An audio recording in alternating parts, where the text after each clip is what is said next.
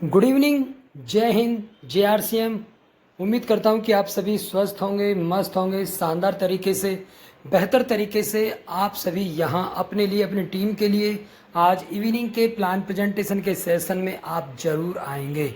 और आज हम बात करेंगे दुनिया के सबसे बेहतरीन, जाने वाले, सबसे अमीर इंसान वारेन बफेट सर की, जो आज आपके बीच में बताने वाला हूं मैं। सफलता के 5 रहस्य जो उनके माध्यम से आज हम सभी यहाँ पर सीखने वाले हैं। कि देखिए, वारेन बफेट साहब की यदि बात की जाए तो शेयर मार्केट में यदि सबसे बड़ी सफलता यदि किसी को मिली है और शेयर बाजार के दिग्गज कहे जाने वाले वारेन बफेट साहब, दुनिया में उनकी टॉप 10 अमीरों में गिनती होती है।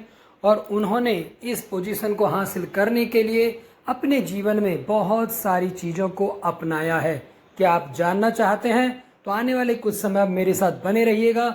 मैं आपको बताने वाला हूं वारेन बफेट साहब के माध्यम से जीवन में किस तरह से आप सफलता को पा सकते हैं। सफलता हासिल करने के लिए आज हम आपको बताने वाले हैं कि अमीर बनने के लिए क्या क्या करना पड़ता है। तो आज हम आपको धनवान बनने के लिए एक मशहूर इन्वेस्टर के सफलता के क्या मूल मंत्र हैं, इसके बारे में बात करेंगे और आपको जानकारी देंगे यहाँ किस तरह से आप यहाँ से सफल हो सकते हैं। देखिए, आज ज़रूरत हर इंसान को होती है। ज़रूरत ही आविष्कार को पैदा करते और कहा जाता है कि necessity is the mother of invention. ज़रूरत ही आविष्कार की जननी कही जाती है। और आप उस ज़रूरत के हिसाब से अपने लिए जब भी कोई चीज़ें आप पैदा करते हैं वही इन्वेंशन बन जाती है। तो बफेट साहब के मुताबिक अमीर बनने के लिए ज़रूरी है कि बिना ज़रूरत की चीज़ें ना खरीदें। देखिए, आप एक पहले पुराने ज़माने में कहा जाता था यदि आपको किसी चीज़ की ज़रूरत है तो आप उसको पैदा कर लीजिए। कुछ लोग ऐसे हुआ करते थे कि यदि उन्हें प्यास लगी तो उन्होंने कुआं खोद के, गड्ढा खोद के ही पानी पिया है।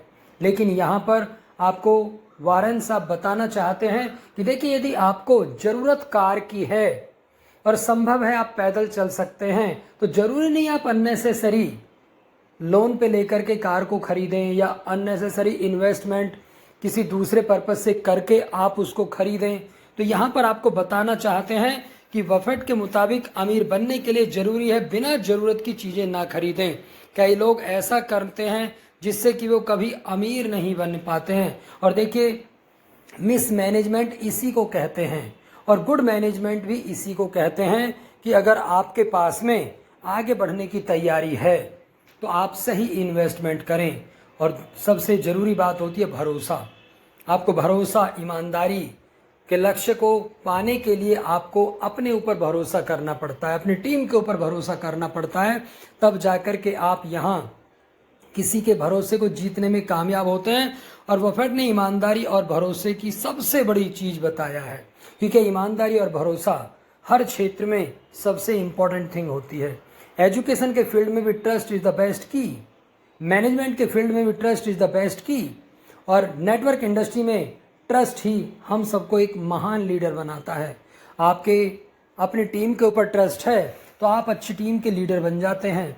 आपकी टीम को आपके ऊपर ट्रस्ट है तो आपकी टीम बड़ी तरक्की करती है। क्योंकि देखिए, बफेट साहब कहते हैं कि किसी भी बात और खबर पर आसानी से भरोसा नहीं करना चाहिए। जब भी आप किसी प्लान को चुनते हैं तो आपको उस प्लान को चुनते समय ध्यान रखना चाहिए वो प्लान इन्वेस्टमेंट का तो नहीं है, वो प्लान कहीं कोई नया तो नहीं है। इसीलिए आप भरोसा रखें। भरोसे के साथ साथ जानकारी हासिल करना सबसे बड़ी चीज़ होती है। क्योंकि देखिए, आप किसी भी चीज़ की जानकारी लेना चाहते हैं तो आपको यहाँ वारेन साहब के मुताबिक निवेश से पहले किसी भी बात और खबर की पड़ताल कर लेनी चाहिए। सच्चाई नज़र आए तभी यकीन करना चाहिए। क्यों? क्योंकि आप यदि यकीन करते हैं और आप आगे बढ़ते हैं तो तभी आपको आगे बढ़ने की तैयारी मिलती है। और सबसे बड़ी चीज़ जोखिम, रिस्क लेने में कभी भी गलती नहीं करनी चाहिए।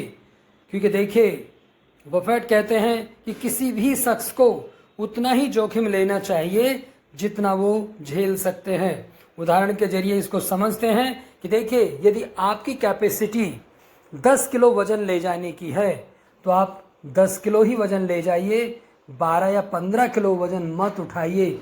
आपकी इनकम यदि मंथली 1 लाख रुपए की है तो आप 70% ही जोखिम उठाइए, 30% अपनी फैमिली के लिए बचा करके रखिए।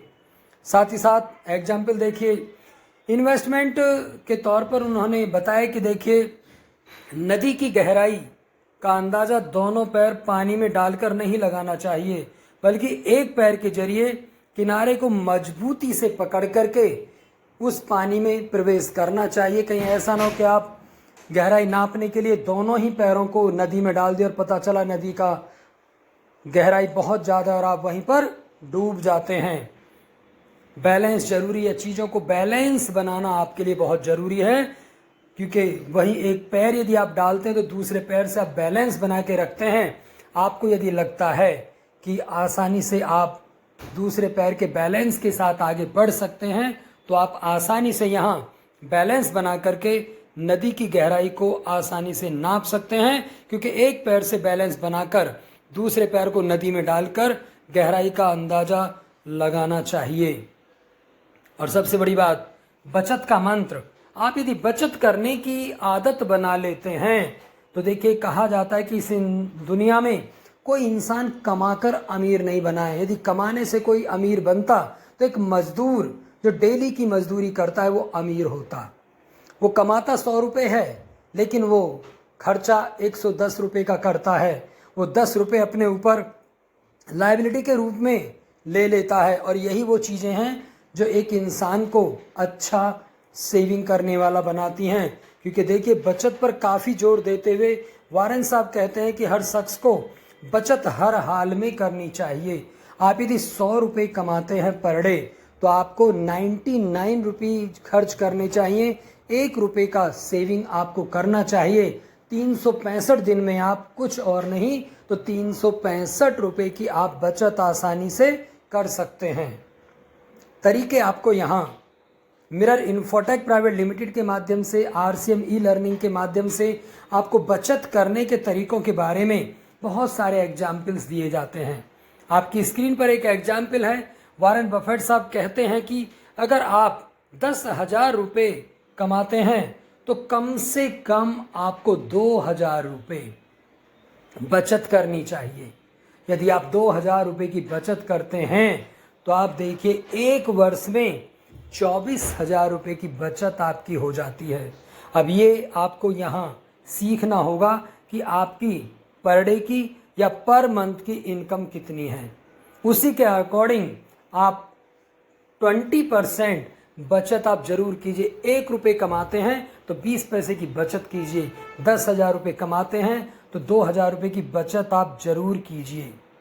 और देखिए, अब बेहतरीन शानदार तरीके से आप बचत के रूप में देख सकते हैं कि किस तरह से आपके बीच में यहाँ बचत की स्लाइड को पेश किया गया। तो आज आप यहाँ पर आए, आपने सीखा, समझा और आज आपको यहाँ से आगे बढ़ने की तैयारी मिलेगी। क्यों? क्योंकि आज आप यहाँ से बेहतर तरीके से आगे जाने वाले हैं। तो thank you very much, have a great day, thanks to all.